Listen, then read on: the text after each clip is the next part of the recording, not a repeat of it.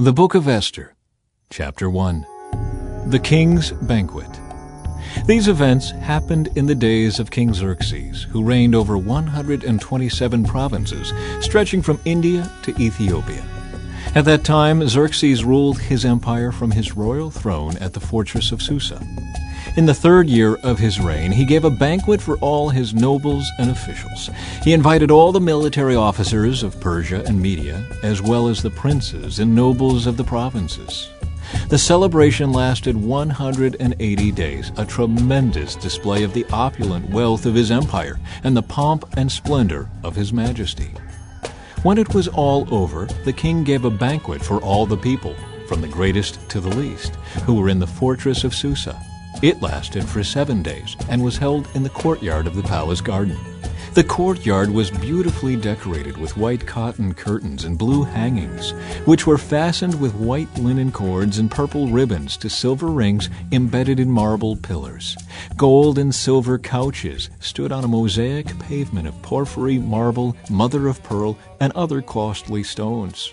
Drinks were served in gold goblets of many designs, and there was an abundance of royal wine, reflecting the king's generosity. By edict of the king, no limits were placed on the drinking, for the king had instructed all his palace officials to serve each man as much as he wanted. At the same time, Queen Vashti gave a banquet for the women in the royal palace of King Xerxes. Queen Vashti deposed. On the 7th day of the feast, when King Xerxes was in high spirits because of the wine, he told the 7 eunuchs who attended him, Mehuman, Biztha, Harbona, Bigtha, Abagtha, Zethar, and Carcass, to bring Queen Vashti to him with the royal crown on her head. He wanted the nobles and all the other men to gaze on her beauty, for she was a very beautiful woman. But when they conveyed the king's order to Queen Vashti, she refused to come. This made the king furious, and he burned with anger. He immediately consulted with his wise advisers, who knew all the Persian laws and customs, for he always asked their advice. The names of these men were Karshina, Shethar, Admatha, Tarshish, Meres, Marsina, and Memucan, 7 nobles of Persia and Media. They met with the king regularly and held the highest positions in the empire. "What must be done to Queen Vashti?" the king demanded. "What penalty does the law provide for a queen who refuses to obey the king's orders, properly sent through his eunuchs?" Memucan answered the king and his nobles, "Queen Vashti has wronged not only the king, but also every noble and citizen throughout your empire. Women everywhere will begin to despise their husbands when they learn that Queen Vashti has refused to appear before the king. Before this day is out, the wives of all the king's nobles throughout Persia and Media will hear what the queen did and will start treating their husbands the same way. There will be no end to their contempt and anger. So, if it please the king, we suggest that you issue a written decree, a law of the Persians and Medes that cannot be revoked. It should order that Queen Vashti be forever banished from the presence of King Xerxes, and that the king should choose another queen more worthy than she. When this decree is published throughout the king's vast empire, husbands everywhere, whatever their rank, will receive proper respect from their wives." The king and his nobles thought this made good sense, so he followed Memucan's counsel. He sent letters to all parts of the empire, to each province, in its own script and language, proclaiming that every man should be the ruler of his own home and should say whatever he pleases. Chapter 2. Esther becomes queen. But after Xerxes' anger had subsided, he began thinking about Vashti and what she had done and the decree he had made. So his personal attendants suggested, "Let us search the empire to find beautiful young virgins for the king. Let the king appoint agents in each province to bring these beautiful young women into the royal harem at the fortress of Susa. Haggai, the king's eunuch in charge of the harem, will see that they are all given beauty treatments. After that, the young woman who most pleases the king will be made queen instead of Vashti." This advice was very appealing to the king, so he put the plan into effect. At that time, there was a Jewish man in the fortress of Susa, whose name was Mordecai, son of Jair. He was from the tribe of Benjamin and was a descendant of Kish and Shimei. His family had been among those who, with King Jehoiachin of Judah, had been exiled from Jerusalem to Babylon by King Nebuchadnezzar. This man had a very beautiful and lovely young cousin, Hadassah, who was also called Esther. When her father and mother died, Mordecai adopted her into his family and raised her as his own daughter.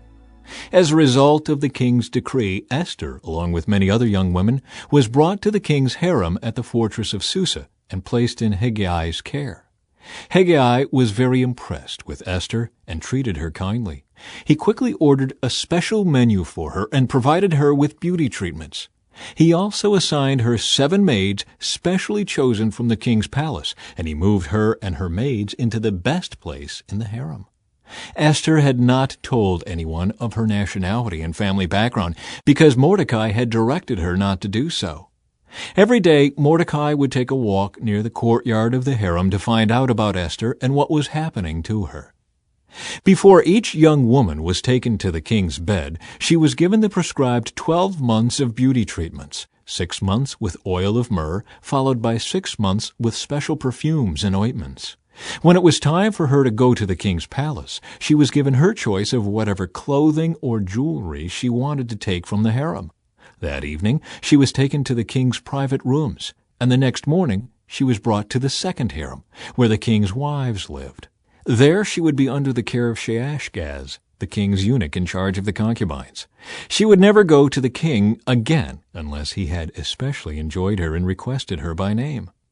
Esther was the daughter of Abihail, who was Mordecai's uncle. Mordecai had adopted his younger cousin Esther. When it was Esther's turn to go to the king, she accepted the advice of Heggai, the eunuch in charge of the harem. She asked for nothing except what he suggested, and she was admired by everyone who saw her. Esther was taken to King Xerxes at the royal palace in early winter of the 7th year of his reign, and the king loved Esther more than any of the other young women. He was so delighted with her that he set the royal crown on her head and declared her queen instead of Vashti.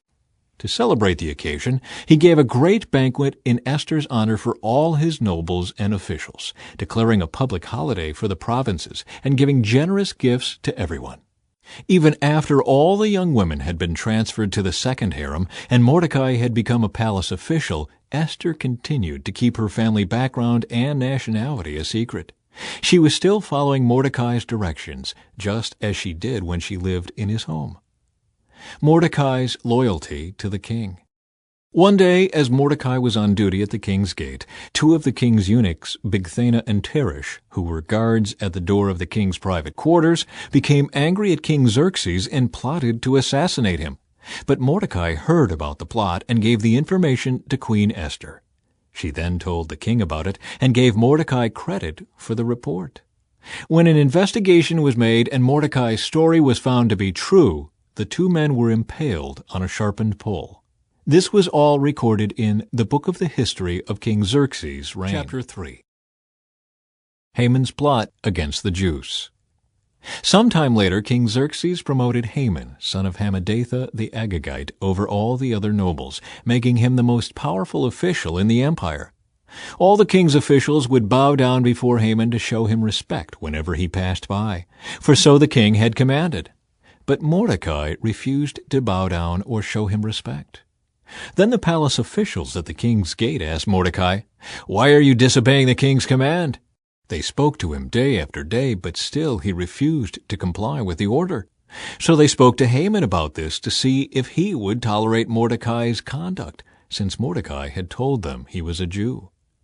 When Haman saw that Mordecai would not bow down or show him respect, he was filled with rage. He had learned of Mordecai's nationality, so he decided it was not enough to lay hands on Mordecai alone. Instead, he looked for a way to destroy all the Jews throughout the entire empire of Xerxes. So in the month of April, during the 12th year of King Xerxes' reign, lots were cast in Haman's presence. The lots were called Purim, to determine the best day and month to take action. And the day selected was March 7, nearly a year later. Then Haman approached King Xerxes and said, "There is a certain race of people scattered through all the provinces of your empire who keep themselves separate from everyone else.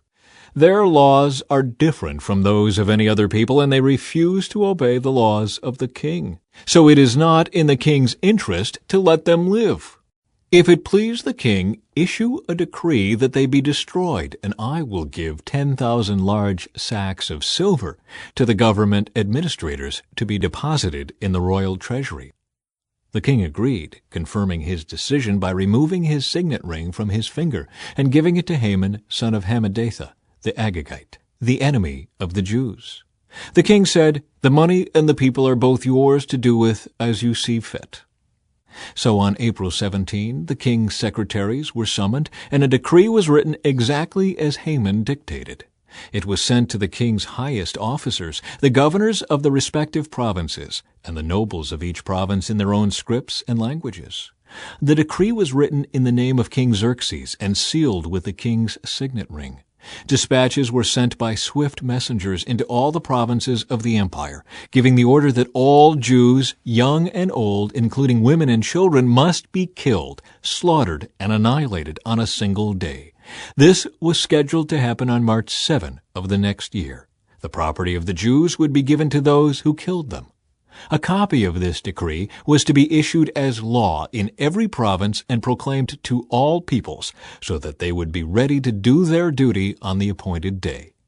At the king's command, the decree went out by swift messengers, and it was also proclaimed in the fortress of Susa. Then the king and Haman sat down to drink. But the city of Susa fell into confusion. Chapter 4. Mordecai requests Esther's help. When Mordecai learned about all that had been done, he tore his clothes, put on burlap and ashes, and went out into the city crying with a loud and bitter wail. He went as far as the gate of the palace, for no one was allowed to enter the palace gate while wearing clothes of mourning. And as news of the king's decree reached all the provinces, there was great mourning among the Jews. They fasted, wept, and wailed, and many people lay in burlap and ashes. When Queen Esther's maids and eunuchs came and told her about Mordecai, she was deeply distressed. She sent clothing to him to replace the burlap, but he refused it. Then Esther sent for Hathach, one of the king's eunuchs, who had been appointed as her attendant. She ordered him to go to Mordecai and find out what was troubling him and why he was in mourning. So Hathach went out to Mordecai in the square in front of the palace gates. Mordecai told him the whole story, including the exact amount of money Haman had promised to pay into the royal treasury for the destruction of the Jews. Mordecai gave Hathach a copy of the decree issued in Susa that called for the death of all Jews. He asked Hathach to show it to Esther and explain the situation to her. He also asked Hathach to direct her to go to the king to beg for mercy and plead for her people. So Hathach returned to Esther with Mordecai's message. Then Esther told Hathach to go back and relay this message to Mordecai. All the king's officials and even the people in the provinces know that anyone who appears before the king in his inner court without being invited is doomed to die unless the king holds out his gold scepter. And the king has not called for me to come to him for 30 days. So Hathach gave Esther's message to Mordecai. Mordecai sent this reply to Esther. "Don't think for a moment that because you're in the palace you will escape when all other Jews are killed. If you keep quiet at a time like this, deliverance and relief for the Jews will arise from some other place, but you and your relatives will die. Who knows if perhaps you were made queen for just such a time as this?" Then Esther sent this reply to Mordecai. "Go and gather together all the Jews of Susa and fast for me. Do not eat or drink for 3 days, night or day. My maids and I will do the same. And then, though it is against the law, I will go in to see the king. If I must die, I must die." So Mordecai went away and did everything as Esther had ordered him. Chapter 5. Esther's request to the king. On the 3rd day of the fast, Esther put on her royal robes and entered the inner court of the palace, just across from the king's hall. The king was sitting on his royal throne, facing the entrance. When he saw Queen Esther standing there in the inner court, he welcomed her and held out the gold scepter to her. So Esther approached and touched the end of the scepter. Then the king asked her, "What do you want, Queen Esther? What is your request? I will give it to you even if it is half the kingdom." And Esther replied, "If it please the king, let the king and Haman come today to a banquet I have prepared for the king." The king turned to his attendants and said, "Tell Haman to come quickly to a banquet, as Esther has requested." So the king and Haman went to Esther's banquet. And while they were drinking wine, the king said to Esther, "Now tell me what you really want. What is your request? I will give it to you, even if it is half the kingdom." Esther replied, "This is my request and deepest wish. If I have found favor with the king, and if it pleases the king to grant my request and do what I ask, please come with Haman tomorrow to the banquet I will prepare for you. Then I will explain what this is all about." Haman's plan to kill Mordecai. Haman was a happy man as he left the banquet, but when he saw Mordecai sitting at the palace gate, not standing up or trembling nervously before him, Haman became furious. However, he restrained himself and went on home. Then Haman gathered together his friends and Zeresh, his wife, and boasted to them about his great wealth and his many children. He bragged about the honors the king had given him and how he had been promoted over all the other nobles and officials. Then Haman added, "And that's not all. Queen Esther invited only me and the king himself to the banquet she prepared for us, and she has invited me to dine with her and the king again tomorrow." Then he added, "But this is all worth nothing as long as I see Mordecai the Jew just sitting there at the palace gate." So Haman's wife Zeresh and all his friends suggested, "Set up a sharpened pole that stands 75 feet tall, and in the morning ask the king to impale Mordecai on it. When this is done, you can go on your merry way to the banquet with the king." This pleased Haman, and he ordered the pole set up. Chapter 6. The king honors Mordecai. That night the king had trouble sleeping, so he ordered an attendant to bring the book of the history of his reign so it could be read to him. In those records he discovered an account of how Mordecai had exposed the plot of Bigthana and Teresh, two of the eunuchs who guarded the door to the king's private quarters. They had plotted to assassinate King Xerxes. "What reward or recognition did we ever give Mordecai for this?" the king asked. His attendants replied, "Nothing has been done for him." "Who is that in the outer court?" the king inquired. As it happened, Haman had just arrived in the outer court of the palace to ask the king to impale Mordecai on the pole he had prepared. So the attendants replied to the king, "Haman is out in the court." "Bring him in," the king ordered. So Haman came in, and the king said, "What should I do to honor a man who truly pleases me?" Haman thought to himself, "Whom would the king wish to honor more than me?" So he replied, "If the king wishes to honor someone, he should bring out one of the king's own royal robes, as well as a horse that the king himself has ridden, one with a royal emblem on its head. Let the robes and the horse be handed over to one of the king's most noble officials, and let him see that the man whom the king wishes to honor is dressed in the king's robes, and led through the city square on the king's horse. Have the officials shout as they go, 'This is what the king does for someone he wishes to honor.'" "Excellent," the king said to Haman. "Quick, take the robes and my horse, and do just as you have said for Mordecai the Jew, who sits at the gate of the palace. Leave out nothing you have suggested." So Haman took the robes and put them on Mordecai, placed him on the king's own horse, and led him through the city square, shouting, "This is what the king does for someone he wishes to honor." Afterward, Mordecai returned to the palace gate, but Haman hurried home dejected and completely humiliated. When Haman told his wife Zeresh and all his friends what had happened, his wise advisers and his wife said, "Since Mordecai, this man who has humiliated you, is of Jewish birth, you will never succeed in your plans against him. It will be fatal to continue opposing him." While they were still talking, the king's eunuchs arrived and quickly took Haman to the banquet Esther had prepared. Chapter 7. The king executes Haman. So the king and Haman went to Queen Esther's banquet. On this second occasion, while they were drinking wine, the king again said to Esther, "Tell me what you want, Queen Esther. What is your request? I will give it to you, even if it is half the kingdom." Queen Esther replied, "If I have found favor with the king, and if it pleases the king to grant my request, I ask that my life and the lives of my people will be spared. For my people and I have been sold to those who would kill, slaughter, and annihilate us. If we had merely been sold as slaves, I could remain quiet, for that would be too trivial a matter to warrant disturbing the king. Who would do such a thing? King Xerxes demanded. Who would be so presumptuous as to touch you? Esther replied, This wicked Haman is our adversary and our enemy. Haman grew pale with fright before the king and queen. Then the king jumped to his feet in a rage and went out into the palace garden. Haman, however, stayed behind to plead for his life with Queen Esther, for he knew that the king intended to kill him. In despair, he fell on the couch where Queen Esther was reclining, just as the king was returning from the palace garden. The king exclaimed, Will he even assault the queen right here in the palace before my very eyes? And as soon as the king spoke, his attendants covered Haman's face, signaling his doom.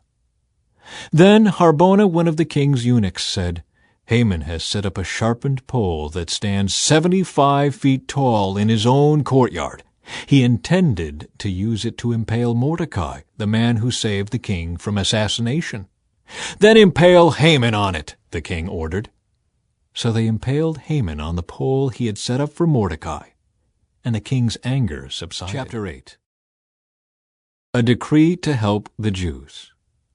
On that same day, King Xerxes gave the property of Haman, the enemy of the Jews, to Queen Esther. Then Mordecai was brought before the king, for Esther had told the king how they were related. The king took off his signet ring, which he had taken back from Haman, and gave it to Mordecai. And Esther appointed Mordecai to be in charge of Haman's property. Then Esther went again before the king, falling down at his feet and begging him with tears to stop the evil plot devised by Haman the Agagite against the Jews. Again the king held out the gold scepter to Esther, so she rose and stood before him.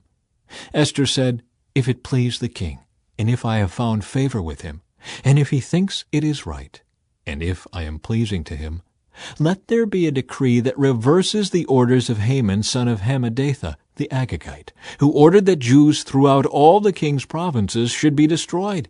For how can I endure to see my people and my family slaughtered and destroyed? Then King Xerxes said to Queen Esther and Mordecai the Jew, I have given Esther the property of Haman, and he has been impaled on a pole because he tried to destroy the Jews. Now go ahead and send a message to the Jews in the king's name, telling them whatever you want, and seal it with the king's signet ring. But remember that whatever has already been written in the king's name and sealed with his signet ring can never be revoked. So on June 25, the king's secretaries were summoned, and a decree was written exactly as Mordecai dictated. It was sent to the Jews and to the highest officers, the governors, and the nobles of all the 127 provinces, stretching from India to Ethiopia. The decree was written in the scripts and languages of all the peoples of the empire, including that of the Jews. The decree was written in the name of King Xerxes and sealed with the king's signet ring. Mordecai sent the dispatches by swift messengers who rode fast horses, especially bred for the king's service. The king's decree gave the Jews in every city authority to unite to defend their lives. They were allowed to kill, slaughter, and annihilate anyone of any nationality or province who might attack them or their children and wives, and to take the property of their enemies. The day chosen for this event throughout all the provinces of King Xerxes was March 7 of the next year.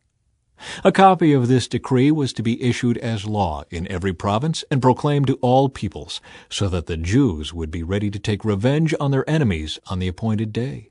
So, urged on by the king's command, the messengers rode out swiftly on fast horses bred for the king's service. The same decree was also proclaimed in the fortress of Susa. Then Mordecai left the king's presence, wearing the royal robe of blue and white, the great crown of gold, and an outer cloak of fine linen and purple. And the people of Susa celebrated the new decree. The Jews were filled with joy and gladness, and were honored everywhere. In every province and city, wherever the king's decree arrived, the Jews rejoiced and had a great celebration, and declared a public festival and holiday. And many of the people of the land became Jews themselves, for they feared what the Jews might do to them. Chapter 9. The victory of the Jews. So on March 7, the 2 decrees of the king were put into effect. On that day, the enemies of the Jews had hoped to overpower them, but quite the opposite happened. It was the Jews who overpowered their enemies. The Jews gathered in their cities throughout all the king's provinces to attack anyone who tried to harm them. But no one could make a stand against them, for everyone was afraid of them. And all the nobles of the provinces, the highest officers, the governors, and the royal officials helped the Jews for fear of Mordecai. For Mordecai had been promoted in the king's palace, and his fame spread throughout all the provinces as he became more and more powerful. So the Jews went ahead on the appointed day and struck down their enemies with the sword. They killed and annihilated their enemies and did as they pleased with those who hated them. In the fortress of Susa itself, the Jews killed 500 men. They also killed Parshandatha, Dalphon, Aspatha, Poratha, Adalia, Aridatha, Parmashta, Arisai, Aridai, and Vizatha, the 10 sons of Haman, son of Hammedatha, the enemy of the Jews. But they did not take any plunder. That very day, when the king was informed of the number of people killed in the fortress of Susa, he called for Queen Esther. He said, "The Jews have killed 500 men in the fortress of Susa alone, as well as Haman's 10 sons. If they have done that here, what has happened in the rest of the provinces? But now, what more do you want? It will be granted to you. Tell me, and I will do it." Esther responded, "If it please the king, give the Jews in Susa permission to do again tomorrow as they have done today, and let the bodies of Haman's 10 sons be impaled on a pole." So the king agreed, and the decree was announced in Susa, and they impaled the bodies of Haman's 10 sons. Then the Jews at Susa gathered together on March 8 and killed 300 more men, and again they took no plunder. Meanwhile, the other Jews throughout the king's provinces had gathered together to defend their lives. They gained relief from all their enemies, killing 75,000 of those who hated them. But they did not take any plunder. This was done throughout the provinces on March 7, and on March 8 they rested, celebrating their victory with a day of feasting and gladness. The Jews at Susa killed their enemies on March 7 and again on March 8, then rested on March 9, making that their day of feasting and gladness. So to this day, rural Jews living in remote villages celebrate an annual festival and holiday on the appointed day in late winter, when they rejoice and send gifts of food to each other. The Festival of Purim. Mordecai recorded these events and sent letters to the Jews near and far throughout all the provinces of King Xerxes, calling on them to celebrate an annual festival on these 2 days. He told them to celebrate these days with feasting and gladness and by giving gifts of food to each other and presents to the poor. This would commemorate a time when the Jews gained relief from their enemies, when their sorrow was turned into gladness and their mourning into joy. So the Jews accepted Mordecai's proposal and adopted this annual custom. Haman, son of Hammedatha the Agagite, the enemy of the Jews, had plotted to crush and destroy them on the date determined by casting lots. The lots were called Purim. But when Esther came before the king, he issued a decree causing Haman's evil plot to backfire, and Haman and his sons were impaled on a sharpened pole. That is why this celebration is called Purim, because it is the ancient word for casting lots. So because of Mordecai's letter and because of what they had experienced, the Jews throughout the realm agreed to inaugurate this tradition and to pass it on to their descendants and to all who became Jews. They declared they would never fail to celebrate these 2 prescribed days at the appointed time each year. These days would be remembered and kept from generation to generation and celebrated by every family throughout the provinces and cities of the empire. This festival of Purim would never cease to be celebrated among the Jews, nor would the memory of what happened ever die out among their descendants. Then Queen Esther, the daughter of Abihail, along with Mordecai the Jew, wrote another letter, putting the queen's full authority behind Mordecai's letter to establish the festival of Purim. Letters wishing peace and security were sent to the Jews throughout the 127 provinces of the empire of Xerxes. These letters established the festival of Purim, an annual celebration of these days at the appointed time, decreed by both Mordecai the Jew and Queen Esther. The people decided to observe this festival just as they had decided for themselves and their descendants to establish the times of fasting and mourning. So the command of Esther confirmed the practices of Purim. and it was all written down in the records. Chapter 10. The Greatness of Xerxes and Mordecai. King Xerxes imposed a tribute throughout his empire, even to the distant coastlands. His great achievements and the full account of the greatness of Mordecai, whom the king had promoted, are recorded in the Book of the History of the Kings of Media and Persia. Mordecai the Jew became the prime minister, with authority next to that of King Xerxes himself. He was very great among the Jews, who held him in high esteem, because he continued to work for the good of his people and to speak up for the welfare of all their descendants.